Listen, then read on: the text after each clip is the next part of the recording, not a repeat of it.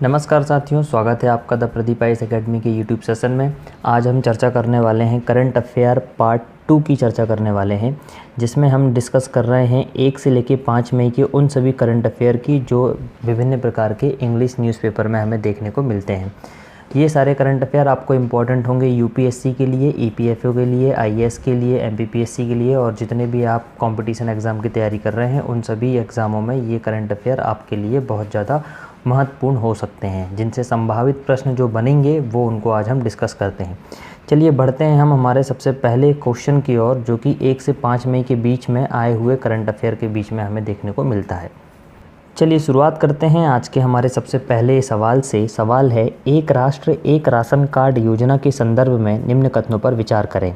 कथन नंबर पहला है, हाल ही में एक नहीं होगा, ये इस होगा, यहाँ पे इस होगा। हाल ही में इस योजना के तहत दादर नगर हवेली और दमन व दीव को जोड़ने की स्वीकृति दी गई है। क्या ये कथन सही है, ये आपको बताना है। 1 सेकंड। कथन नंबर दूसरा है, इस योजना में भारत के सभी राज्य अथवा संघीय क्षेत्र जुड़ चुके हैं। कथन नंबर तीसरा, इस योजना के तहत अलग अलग राज्यों में पीडीएस का लाभ लेने के लिए एक से अधिक राशन कार्ड बनवाना अनिवार्य होगा। निम्न में से सही कथनों को आपको चुनना है। ऑप्शन नंबर ए केवल 3, ऑप्शन नंबर बी 1 और 3, ऑप्शन नंबर सी केवल 1, ऑप्शन नंबर डी है 2 और 3। अब जान लेते हैं इस सवाल से संबंधित जुड़े हुए महत्वपूर्ण तथ्य को जो हमें इस सवाल से देखने को मिलते हैं। मैंने विश्लेषण के रूप में आपके लिए कंप्लीट पीडीएफ बना दिया है, आप इसे डाउनलोड कर सकते हैं हमारे टेलीग्राम चैनल से। बात करते हैं सवाल की। क्या कहता है सवाल हमारा, यह एक राष्ट्रीय योजना है। राष्ट्रीय योजना किसकी बात कर रहे हैं हम? एक राष्ट्र एक राशन कार्ड योजना, इसके बारे में हम क्या कर रहे हैं, चर्चा कर रहे हैं, राइट। ये आपको ध्यान रखना है। यह एक राष्ट्रीय योजना है जो यह सुनिश्चित करती है कि जन वितरण प्रणाली, इसे आप ध्यान रखें, इसके बारे में आपको बताऊंगा, that is called PDS, public distribution scheme. PDS जन वितरण प्रणाली से लाभ लेने वाले सभी व्यक्ति, विशेषकर एक स्थान से दूसरे स्थान जाने वाले, देश के अंदर किसी भी अपनी पसंद की पीडीएस मतलब जन वितरण प्रणाली स्कीम दुकान से अनाज आदि प्राप्त कर सकते हैं। मतलब ये एक ऐसी राष्ट्रीय योजना है जिसमें क्या होगा, अगर एक व्यक्ति एक राज्य, जैसे कोई एमपी का व्यक्ति है, अगर वो काम धंधा करने के लिए कहाँ चला जाता है, महाराष्ट्र चला जाता है, तो क्या होगा, यहाँ पे एमपी का एक पर्टिकुलर राशन कार्ड रहता था अभी, और महाराष्ट्र के नागरिकों के लिए एक अलग से राशन कार्ड होता था। परंतु अब ये स्कीम के अंदर, इस योजना के अंदर क्या होगा, अगर मध्य प्रदेश का इंसान महाराष्ट्र में जाके काम करने लगता है तो क्या होगा, अब इसे यहाँ पे भी अनाज मिलना चालू हो जाएगा। पहले ये होता था कि ये मध्य प्रदेश का नागरिक था तो इसे महाराष्ट्र में अनाज नहीं मिल पाता था, और अगर इसे महाराष्ट्र में अनाज लेना होता तो यहाँ का इसे क्या बनाना पड़ता है, एक राशन कार्ड बनाना पड़ता। परंतु अब ये हो गया है कि एक राज्य से अगर कोई व्यक्ति दूसरे राज्य में चला जाता है तो वहाँ पर इसे क्या मिल जाएगा, राशन मिल जाएगा। उसके लिए क्या होगा, इसे अलग से कार्ड बनवाने की ज़रूरत नहीं पड़ेगी, राइट।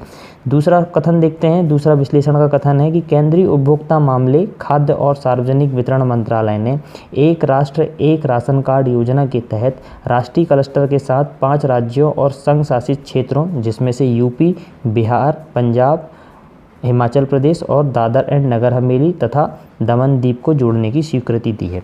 दरअसल ये इसीलिए न्यूज़ में भी थी क्योंकि हाल ही में क्या हुआ है, ये 5 राज्य हैं, यूपी, बिहार, पंजाब, हिमाचल प्रदेश, दादर एंड नगर हवेली और दमन एंड दीव। दादर नगर हवेली और दमन दीव आपके क्या है, संघ शासित प्रदेश क्षेत्र हैं। इसलिए इन 5 राज्यों को हाल ही में क्या किया गया है, इस योजना से जोड़ लिया गया है, राष्ट्रीय क्लस्टर के साथ इसे क्या कर लिया गया है, जोड़ लिया गया है, इसलिए ये आपकी चर्चा में थी। अब इस योजना के तहत कुल 17 राज्य जुड़ चुके हैं। अभी तक कुल 17 राज्य इसमें जुड़ चुके हैं। जो 5 अभी जो मैंने आपको बताया, ये 5 तो अभी जुड़े हुए हैं। इसके पहले 12 राज्य पहले से भी जुड़ चुके थे, जिनमें से कौन कौन से राज्य हैं, अरुणाचल, आपका कौन सा हो गया, आंध्र प्रदेश, गोवा, गुजरात, हरियाणा, झारखंड, केरला, कर्नाटक, मध्य प्रदेश, महाराष्ट्र, राजस्थान, तेलंगाना, त्रिपुरा। ऐसे 12 राज्य ये क्या थे, पहले ही जुड़ चुके थे।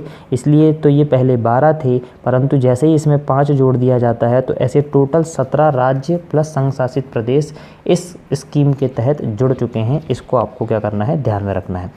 इस योजना से एक अतिरिक्त लाभ ये होगा कि कोई व्यक्ति अलग अलग राज्यों में जन वितरण प्रणाली का लाभ लेने के लिए एक से अधिक राशन कार्ड नहीं बनवा पाएगा। जैसा कि मैंने आपको बताया कि यहाँ पे क्या होगा कि कोई व्यक्ति अगर एक राज्य से दूसरे राज्य में अगर जाएगा तो इसे अलग से राशन कार्ड बनवाने की ज़रूरत नहीं पड़ेगी।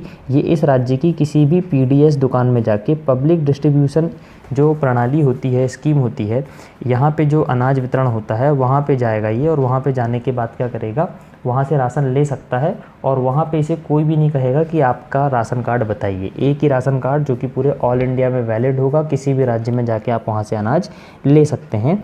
तो ये था इस सवाल का विश्लेषण। अब हम आते हैं हमारे सवाल की ओर, फिर से एक बार हमारे सवाल की ओर आते हैं। सवाल में ये कहा गया था आपको कि हाल ही में इस योजना के तहत दादर नगर हवेली एवं दमन दीव को जोड़ने की स्वीकृति दे दी गई है। बिल्कुल सही बात है, हाल ही में अभी 5 राज्यों को जोड़ा गया है, जिसमें से यूपी, बिहार भी है आपका साथ में, इसे आपको ध्यान रखना है, राइट। इसके साथ ही साथ इस योजना में भारत के सभी राज्य संघीय क्षेत्र जुड़ चुके हैं। क्या ये कथन सही हो सकता है? जी नहीं, ये कथन सही नहीं होगा, क्योंकि अभी तक भारत के टोटल 17 राज्य और संघ शासित प्रदेश ही जुड़े हैं, जबकि भारत के अंदर अभी फ़िलहाल की कंडीशन में 9 आपके संघीय क्षेत्र हैं और 28 आपके राज्य हैं। तो ये चीज़ आपको ध्यान रखना है, ठीक है। तो पूरे राज्य संघ शासित क्षेत्र इस योजना में नहीं जुड़े हैं, तो ये कथन हमारा क्या होगा, गलत होगा, जबकि पहला कथन हमारा सही है।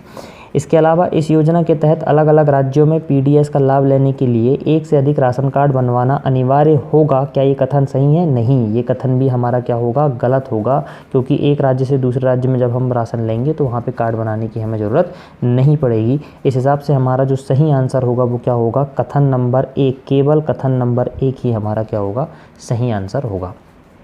चलिए बढ़ते हैं अगले सवाल की ओर, चर्चा करते हैं अगले सवाल की। क्या है अगला सवाल, देखते हैं। सवाल कहता है, हाल ही में समाचारों में चर्चित रहा भारत मार्केट का संबंध क्या है। वेरी वेरी मोस्ट इम्पॉर्टेंट सवाल होगा ये आपके आने वाले एग्ज़ाम के लिए, वेरी मोस्ट इम्पॉर्टेंट सवाल है ये। हाल ही की सवाल तो सारे इम्पॉर्टेंट ही करा रहा हूँ मैं, पर जो सबसे ज़्यादा वेरी वेरी वाले इम्पॉर्टेंट होते हैं उनको मैं अलग से आपको बता दिया करूँगा। ये जो सवाल है बहुत महत्वपूर्ण है, इसे आप ध्यान में रखना, अच्छे से इसके बारे में डिटेल में आपको पढ़ना है, ठीक है। चलिए देखते हैं सवाल क्या कहता है। हाल ही में समाचारों में चर्चित रहा भारत मार्केट का संबंध है, किससे संबंध है ये देखना है। यह किसानों के अनाज को खरीदने का मार्केट है, यह रक्षा उपकरण संबंधी मार्केट है, आलू और टमाटर की बिक्री से संबंधित है, इसमें प्रौद्योगिकी कंपनियों की क्षमताओं का विवरण होगा जो माल ढुलाई और माल को घर तक पहुंचाने की सेवा प्रदान करती है। ये है आपका सवाल। अब जान लेते हैं हम पहले इसके विश्लेषण के बारे में कि इसका विश्लेषण क्या है, फिर हम इसके आंसर की बात करेंगे। सबसे पहले बात करते हैं हम भारत मार्केट स्कीम की। भारत मार्केट के बारे में बात करते हैं। भारत मार्केट क्या है? व्यापारियों के संगठन अखिल भारतीय व्यापारी संघ CAIT, इसके बारे में अभी आपको बताऊंगा क्या है ये।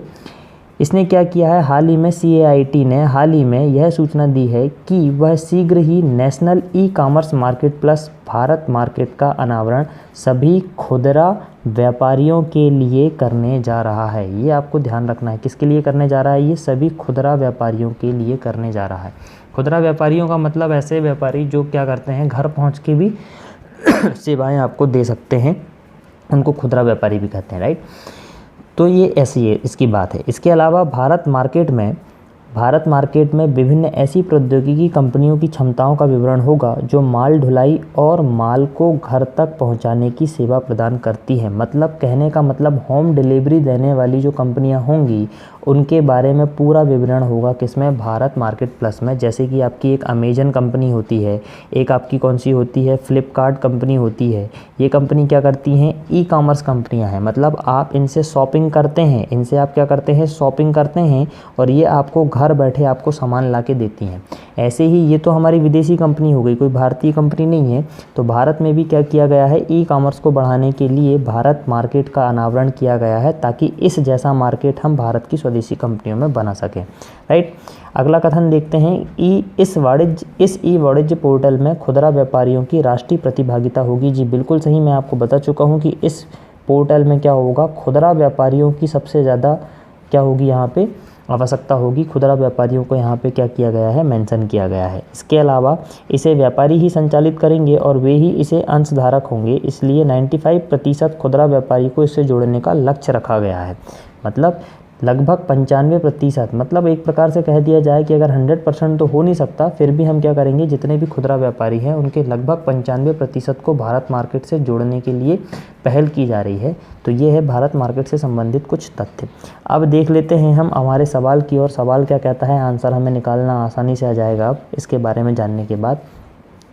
क्या यह किसानों के अनाज को खरीदने का मार्केट है? जी नहीं, ऐसा कुछ नहीं है। क्या यह रक्षा उपकरण संबंधी मार्केट है? जी नहीं, गलत है।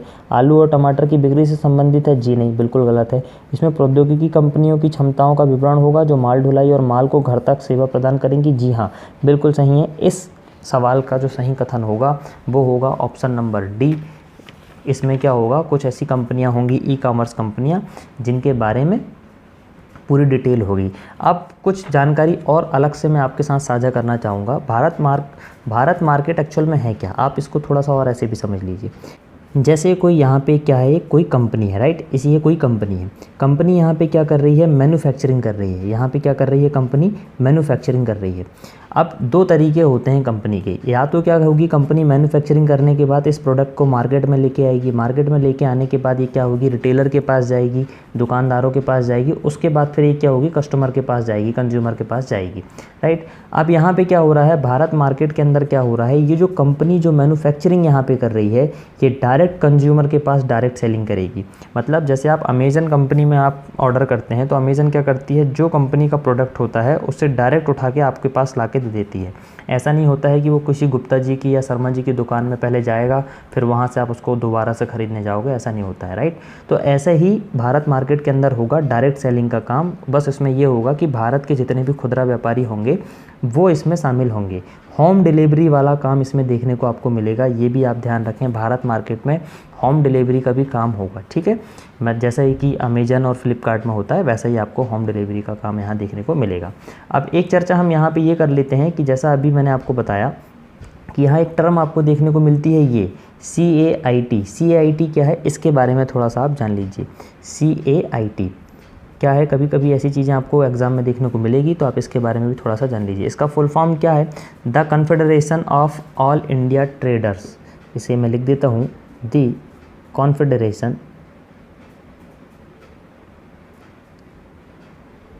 ऑफ इंडिया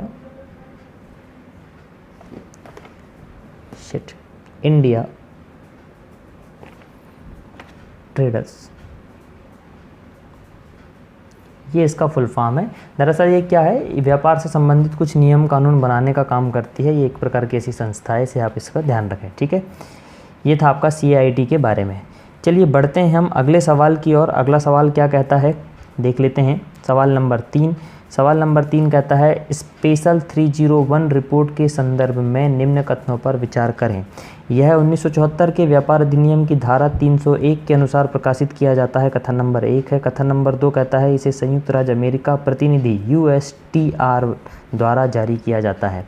इनमें से आपको सही कथन चुनना है, केवल एक और 2, केवल 3 या कोई नहीं, इनमें से कोई भी नहीं। ये आपके कथन है। पहले थोड़ा सा विश्लेषण देख लेते हैं कि 301 रिपोर्ट के बारे में क्या विश्लेषण हमें देखने को मिलता है, जान लेते हैं। हाल ही में संयुक्त राज्य व्यापार प्रतिनिधि मतलब United state trade representative USTR ने अपना वार्षिक स्पेशल 301 प्रतिवेदन जारी किया है। मतलब इसने क्या किया है, एक रिपोर्ट जारी किया हुआ है। किसने, USTR ने रिपोर्ट जारी किया हुआ है, जिसका नाम क्या है, स्पेशल 301 रिपोर्ट। स्पेशल 301 रिपोर्ट इस रिपोर्ट का नाम है, राइट। स्पेशल 301 रिपोर्ट अमेरिकी व्यापार भागीदारों की पहचान करता है जो प्रभावी तरीके से IP मतलब क्या, इंटेलेक्चुअल प्रॉपर्टी मतलब बौद्धिक संपदा। इसे भी आप ध्यान रखें, इसके बारे में आपको बताऊंगा। बौद्धिक संपदा, IP मतलब इंटेलेक्चुअल प्रॉपर्टी, बौद्धिक संपदा। स्पेशल 301 रिपोर्ट उन अमेरिकी व्यापार भागीदारों की पहचान करता है जो प्रभावी तरीके से IP अधिकारों का संरक्षण या पालन नहीं करते हैं। जो भी व्यक्ति बौद्धिक संपदा से संबंधित जो अधिकार होते हैं उनका अगर पालन नहीं करता है तो उनकी पहचान करने के लिए ये रिपोर्ट जारी किया जाता है, ये आप ध्यान रखें। यह 1974 के व्यापार अधिनियम की धारा 301 के अनुसार प्रकाशित किया जाता है। ये कथन आपने दिया होगा, इसी कारण से इसे 301 रिपोर्ट के नाम से भी जाना जाता है, क्योंकि ये व्यापार अधिनियम धारा 301 के आधार पर प्रकाशित किया जाता है। यह संयुक्त राज्य अमेरिका के व्यापार प्रतिनिधि USTR के कार्यालय द्वारा प्रति वर्ष क्या किया जाता है, जारी किया जाता है या तैयार किया जाता है, राइट। तो इसे ध्यान रखना है आपको, USTR द्वारा ही इसे जारी किया जाता है, हर साल जारी किया जाता है। इसके अलावा क्या होता है, इस अधिनियम के प्रावधान जैसे 301 अमेरिका को किसी भी देश की जांच की अनुमति प्रदान करते हैं जिन्हें वह अमेरिकी कंपनियों के बौद्धिक संपदा अधिकारों के उल्लंघन का दोषी मानता हो। इसका ऐसे समझिए आप कि इसमें जो अधिनियम दिया हुआ है, प्रावधान जो दिया हुआ है, 301 जो धारा दी गई है, इसमें क्या है, अमेरिका को दिया गया है एक अधिकार। क्या अधिकार दिया गया है, अमेरिका को एक अधिकार दिया गया है जिसमें अमेरिका क्या करता है, अमेरिकी कंपनियों की अधिकारों की जांच करता है कि कोई कंपनी अपनी बौद्धिक संपदा अधिकारों का उल्लंघन तो नहीं कर रही है। और अगर कोई कंपनी इस जांच के दौरान दोषी पाई जाती है तो उल्लंघन करने वाले देश पर क्या होगा, व्यापार प्रतिकार या प्रतिशोध, तो इंग्लिश में क्या कहा जाता है, ट्रेड रिटेलिएशन की कार्रवाई की जा सकती है। मतलब अमेरिका क्या करेगा, 301 के हिसाब से क्या करेगा, जांच करेगा अमेरिकी कंपनियों की, उन अमेरिकी कंपनियों की जो क्या करता है, अपने बौद्धिक संपदा के अधिकारों का उल्लंघन करता है। और अगर वो कंपनी उसकी दोषी पाई जाती है तो उसके ऊपर क्या किया जाता है, कार्रवाई भी की जा सकती है, जिसे क्या कहा जाता है, प्रतिकार या प्रतिशोध, जिसे इंग्लिश में क्या कहते हैं, ट्रेड रिटेलिएशन, राइट। ये इसके बारे में कुछ विश्लेषण था, कुछ संबंधित तथ्य थे। अब आते हैं हम हमारे सवाल की ओर। अब सवाल का आंसर निकालने में हमें आसानी हो जाएगी। सवाल कह रहा था हमारा यहाँ पे कि स्पेशल 301 रिपोर्ट के संदर्भ में ये कथन थे कि यह 1974 के व्यापार अधिनियम की धारा 301 के अनुसार प्रकाशित किया जाता है। जी हाँ, बिल्कुल सही कथन है ये। इसे संयुक्त राज्य व्यापार प्रतिनिधि USTR द्वारा जारी किया जाता है। जी हाँ, बिल्कुल सही है, मतलब ऑप्शन नंबर बी हमारा सही होगा। कथन, दोनों कथन हमारे यहाँ पे क्या हैं, सही हैं। अब यहाँ पे एक चीज़ आती है आपकी USTR, इसके बारे में आप थोड़ा सा समझ लीजिए। USTR क्या है, इसके बारे में थोड़ा सा समझ लीजिए आप, ठीक है। इसके बारे में आपको ऑलरेडी बता चुका हूँ। इसका फुल फॉर्म क्या है, यूनाइटेड स्टेट ट्रेड रिप्रेजेंटेटिव, इसका क्या है, फुल फॉर्म है। इसे मैं लिख देता हूँ। इसे कहा जाता है द ऑफिस ऑफ, इसे कंप्लीट रूप से लिख देता हूँ मैं, the office of United state trade representative. ये क्या है आपका, USTR है, जिसका फुल फॉर्म ऐसा है। ये आपको पता होना चाहिए कि इसका इंग्लिश में भी फुल फॉर्म क्या होता है, ये इसका फुल फॉर्म है। अब कुछ तथ्य जान लेते हैं हम USTR से संबंधित, कि जैसे कि इसकी स्थापना कब हुई थी। इसकी स्थापना जो हुई थी, ये हुई थी 1962 में। इसकी स्थापना की गई थी 1962 में। और इसका जो हेडक्वार्टर है, ये हेडक्वार्टर है आपका वाशिंगटन DC, जो कि अमेरिका में है, वहाँ पे इसका हेडक्वार्टर बनाया गया है। तो ये USTR से संबंधित आपको क्या है, कुछ तथ्य ध्यान रखना है। ये क्या है, एक अमेरिकी एजेंसी है जो कि क्या करती है, व्यापार संबंधित कुछ नियम कानून को बनाती है कि कौन सा व्यापार कैसा करना चाहिए और उसमें कौन सी कंपनियां दोषी करार पाई जाती हैं जो बौद्धिक संपदा के अपने अधिकारों का उल्लंघन करती है। ऐसी कंपनियों के बारे में ये लिस्ट बनाती है, ठीक है। तो ये था आज का हमारा तीसरा सवाल। बढ़ते हैं हम अगले सवाल की ओर, सवाल नंबर 4 की ओर।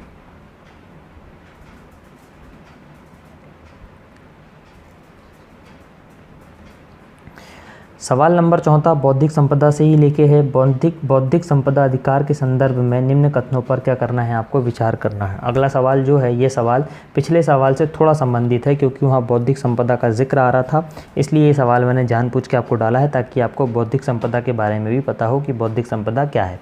कथन नंबर 1 कहता है, विश्व व्यापार संगठन मतलब WTO के अनुसार बौद्धिक संपदा अधिकार वह अधिकार है जो किसी व्यक्ति को अपने मस्तिष्क से की गई रचना के लिए दिया जाता है।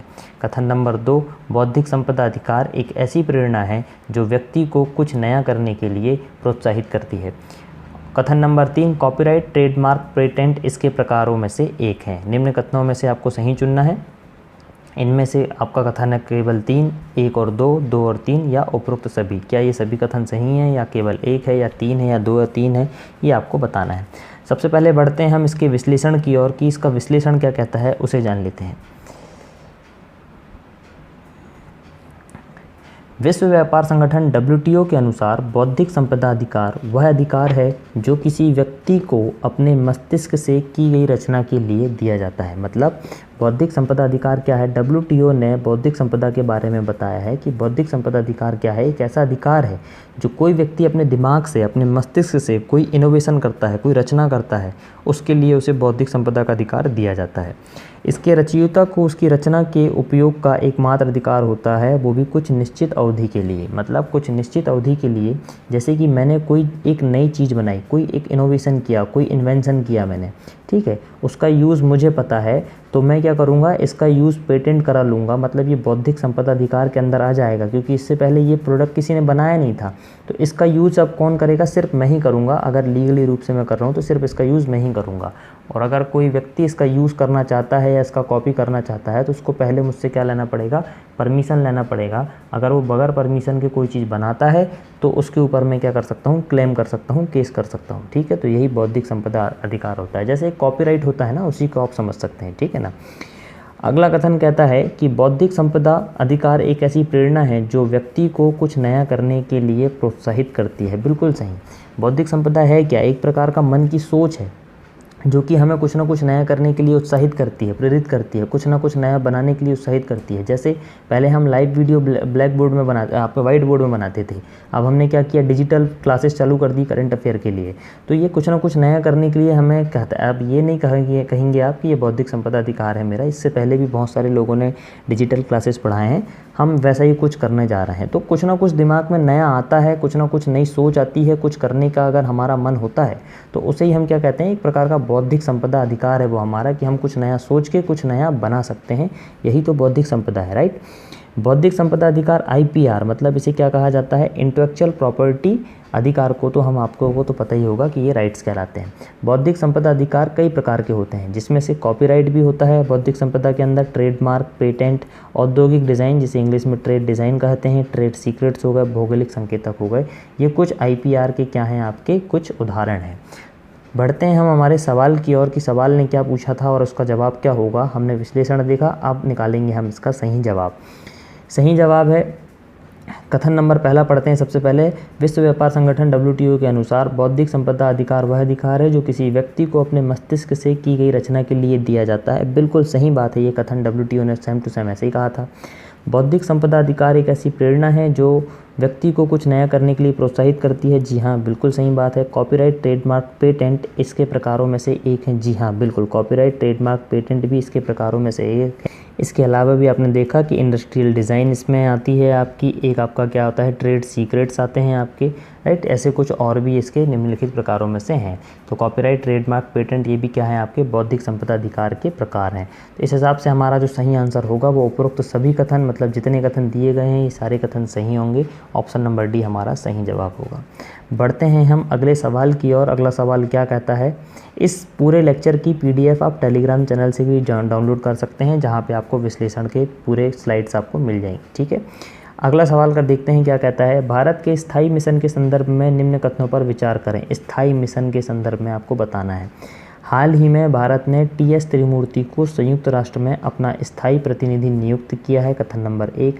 कथन नंबर 2, स्थायी प्रतिनिधि मंडल सदस्य देश और संयुक्त राष्ट्र सचिवालय के बीच संपर्क सूत्र के रूप में उस समय काम करता है जब संयुक्त राष्ट्र के विभिन्न अंगों का सत्र चल रहा हो, तब काम करता है। कथन नंबर 3 कहता है, संयुक्त राष्ट्र में नियुक्त पहले भारतीयों में आर्कोट रामास्वामी मुदलियार थे। निम्न में से कौन से कथन सही है उसके बारे में आपको चुनना है। केवल 2, 1 और 2, 1 और 3, 2 और 3।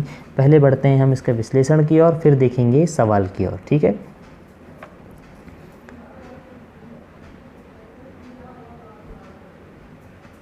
सवाल का विश्लेषण देखते हैं सबसे पहले। भारत में रहे विदेश मंत्रालय के सचिव TS त्रिमूर्ति को संयुक्त राष्ट्र में अपना स्थायी प्रतिनिधि नियुक्त किया गया है। भारत ने क्या किया है, ये हाल ही में क्या किया है, भारत ने TS त्रिमूर्ति को संयुक्त राष्ट्र में अपना स्थायी प्रतिनिधि नियुक्त किया है, इसे आप ध्यान रखें। और ये TS त्रिमूर्ति कौन है, पहले हमारे भारत के कुछ ही समय पहले ये विदेश मंत्रालय के सचिव भी थे। ऐसी नियुक्ति को ही स्थायी मिशन कहा जाता है। मतलब अगर किसी भी सचिव को हम संयुक्त राष्ट्र में अगर स्थायी प्रतिनिधि के रूप में चुनते हैं, उसे ही हम क्या कहते हैं, स्थायी मिशन कहते हैं। किसी की नियुक्ति को लेके ही क्या कहा जाता है, स्थायी मिशन कहा जाता है।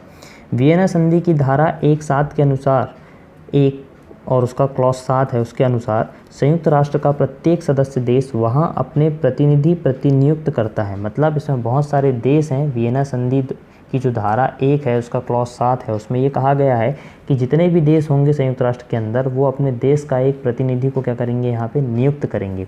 इन प्रतिनिधियों का नेतृत्व क्या करता है, कोई एक स्थायी प्रतिनिधि करता है, जिसे कभी कभी राजदूत या UN एम्बेसडर भी कहा जाता है। स्थायी प्रतिनिधि मंडल सदस्य देश और संयुक्त राष्ट्र सचिवालय के बीच संपर्क सूत्र के रूप में उस समय काम करता है जब संयुक्त राष्ट्र के विभिन्न अंगों का सत्र नहीं चल रहा हो। क्या नहीं चल रहा हो, मतलब स्थायी प्रतिनिधि मंडल जो बनेगा, ठीक है, ये जो भी उसके सदस्य देश होंगे और जो संयुक्त राष्ट्र का सचिवालय होगा, उन दोनों के बीच में तालमेल बिठाने के लिए तब काम करेगा जब इसके जो संयुक्त राष्ट्र के जो सत्र होंगे जब नहीं चल रहे होंगे, तब उनके बीच में ये काम करता है। ठीक है, जब सत्र नहीं चलेंगे तब काम करेगा, इसे आपको ध्यान रखना है। इन प्रतिनिधियों को न्यूयॉर्क में स्थित संयुक्त राष्ट्र मुख्यालय में पदस्थापित किया जाता है। जी हाँ, बिल्कुल, संयुक्त राष्ट्र का जो मुख्यालय है वहाँ पे इनको क्या कर दिया जाता है, पदस्थापित, मतलब इनकी पोस्टिंग वहाँ पे की जाती है। संयुक्त राष्ट्र में नियुक्त पहले भारतीय प्रतिनिधिमंडल में राजनीतिज्ञ आर्कोट रामास्वामी मुदलियार के साथ साथ हंसा मेहता, विजय लक्ष्मी पंडित और लक्ष्मी मेनन जैसे स्वतंत्रता सेनानी थे। तो ये ऐसे कुछ आपके लिए तथ्य हैं। अब बढ़ते हैं हम हमारे सवाल की ओर कि सवाल क्या कहता है। स्थायी मिशन के संदर्भ में आपको कुछ बातें बतानी थी, जिसमें पहला कथन था कि भारत ने TS त्रिमूर्ति को संयुक्त राष्ट्र में अपना स्थायी प्रतिनिधि नियुक्त किया है। जी हाँ, बिल्कुल सही बात है। ये क्या थे, भारत के विदेश मंत्रालय के सचिव रह चुके हैं। स्थायी प्रतिनिधि मंडल सदस्य देश और संयुक्त राष्ट्र सचिवालय के बीच संपर्क सूत्र के रूप में उस समय काम करता है जब संयुक्त राष्ट्र के विभिन्न अंगों का सत्र चल रहा हो। यहाँ पे लिखा है चल रहा हो, जबकि सत्र नहीं चलेगा तब ये उनके बीच में क्या करेगा, काम करेगा। मतलब दूसरा कथन हमारा क्या है, यहाँ पे गलत होगा। संयुक्त राष्ट्र में नियुक्त पहले भारतीयों में आर्कोट रामास्वामी मुदलियार थे। जी हाँ, बिल्कुल सही बात है। इनके साथ हंसा मेहता, विजय लक्ष्मी पंडित और लक्ष्मी मेनन जैसे 3 और स्वतंत्रता सेनानी थे, और उनके साथ साथ आर्कोट रामास्वामी मुदलियार भी थे। मतलब कथन नंबर 1 और कथन नंबर 3 आपका सही आंसर होगा, तो ऑप्शन नंबर C आपका सही जवाब होगा। बढ़ते हैं हम हमारे अगले सवाल की ओर। अगला सवाल नहीं होगा क्योंकि मैं आपको 5 ही सवाल कराता हूं। अब आज का अभ्यास प्रश्न, आज का आपका होमवर्क होगा, ये होगा आपका क्या, अभ्यास प्रश्न। इसे आपको, इसका सही जवाब आप मुझे कमेंट बॉक्स में लिख के पहुंचाएंगे। इसके बारे में आपको कल पूरा डिटेल में आपको बताऊंगा। सवाल है, संयुक्त राष्ट्र की स्थापना कब हुई थी? Option number A 22 October 1945, option number B 24 October 1945, option number C 1 जनवरी 1942 और ऑप्शन नंबर D 26 जून 1945। ये आपका अभ्यास प्रश्न है। इसका आंसर कमेंट बॉक्स में देना ना भूलें। इसके साथ ही साथ कल मैंने आपको एक अभ्यास प्रश्न दिया था जिसमें मैंने आपसे पूछा था कि FAO के बारे में, FAO से संबंधित कुछ तथ्य मैंने आपसे पूछा था। FAO क्या है, इसके बारे में आज आपको बता देता हूँ, क्योंकि अब मैं डेली आपको एक अभ्यास प्रश्न दूंगा जिसका आप मुझे जवाब देंगे, और अगले सेशन में मैं उसके बारे में आपको कंप्लीट रूप से डिटेल में बता दूंगा। FAO क्या है? FAO एक्चुअल में इसका जो फुल फॉर्म है, उसका फुल फॉर्म आप देख लीजिए, food and agriculture, food and agriculture organisation, food and agriculture organisation of the United Nation, ये तो आपको पता ही होगा, यूनाइटेड नेशन। इसका फुल फॉर्म FAO का क्या है? Food and agriculture organisation of the United Nation. ये यूनाइटेड नेशन की एक क्या है, एक संस्था है, एक इंटरनेशनल संस्था है जो कि क्या करती है, कुछ नियम कानून बनाने के लिए काम करती है। इसकी जो स्थापना हुई थी, इसकी स्थापना हुई थी आपकी 16 अक्टूबर 1945 को इसकी स्थापना की गई थी, और इसका हेडक्वार्टर जो बनाया गया था वो बनाया गया था आपका कहाँ पे, रोम में बनाया गया था, जो कि इटली के अंदर है, राइट, जो कि कहाँ है, इटली में है। तो ये था हमारा आज आपके कल का दिया गया अभ्यास प्रश्न का पूरा डिटेल। साथ ही साथ आप एक चीज़ और यहाँ पे ध्यान रखें कि FAO के अभी हाल ही में जो हेड हैं, जिसे हम क्या कहते हैं, डायरेक्टर जनरल कहते हैं, उनका नाम क्या है, यहाँ पे ये भी आप ध्यान रखें, क्यू डोंग्यू। बड़ा थोड़ा सा टिपिकल नाम है क्योंकि ये चाइना से बिलोंग करते हैं, इसलिए इनका नाम थोड़ा सा टिपिकल है, क्यू डोंग्यू, ये इनका नाम है, जो चाइना से हैं। ये यहाँ पे FAO के क्या है, हेड है। इसका हेडक्वार्टर जो कि मैं बता चुका हूँ आपको कहाँ पे है, रोम में है, और इसकी स्थापना कहाँ पे कब हुई थी, 1945 16 अक्टूबर, राइट। चलिए इसके अलावा अगर आप इस चैनल में नए व्यूअर हैं और अगर आपको ये वीडियो पसंद आ रही हैं, आपको अच्छा लग रहा है, आपके लिए हेल्पफुल हो रही हैं, नॉलेजफुल हो रही हैं, तो आप इस चैनल को सब्सक्राइब करें, वीडियोस को लाइक करें और ज़्यादा से ज़्यादा शेयर करें ताकि हर विद्यार्थी तक ये चैनल पहुंच जाए। साथ ही साथ आप बेल आइकॉन को प्रेस कर लें, आपको समय समय पे क्या मिल जाएगा, नोटिफिकेशन मिल जाएगा, ताकि आपको ये सभी सवाल भी मिल जाएं। इस चैनल की कंप्लीट पीडीएफ आपको टेलीग्राम चैनल में मिल जाएगी। टेलीग्राम चैनल में मैं आपको लिंक दे दूंगा, उस लिंक को आप जाएं, उसमें आप उस डिस्क्रिप्शन की लिंक में जाएं और वहां से आप टेलीग्राम से इसकी पीडीएफ डाउनलोड कर लें। इसी के साथ साथ इसके पहले जो पार्ट 1 आया था, उस पार्ट 1 को देखना ना भूलें। अगर आपने नहीं देखा है तो पहले पार्ट 1 देखें, देन ये पार्ट 2 होगा। इसके बाद पार्ट 3 आएगा। उसके बाद फिर हम 5 से लेके मतलब 6 तारीख से लेके 10 तारीख के बीच के करंट अफेयर डिस्कस करेंगे। ठीक है, चलिए मिलते हैं फिर हम अगले सेशन में। तब तक आप घर में रहें, stay in, stay safe, stay happy और पढ़ते रहें, खुश रहें, मस्त रहें, बढ़िया रहें।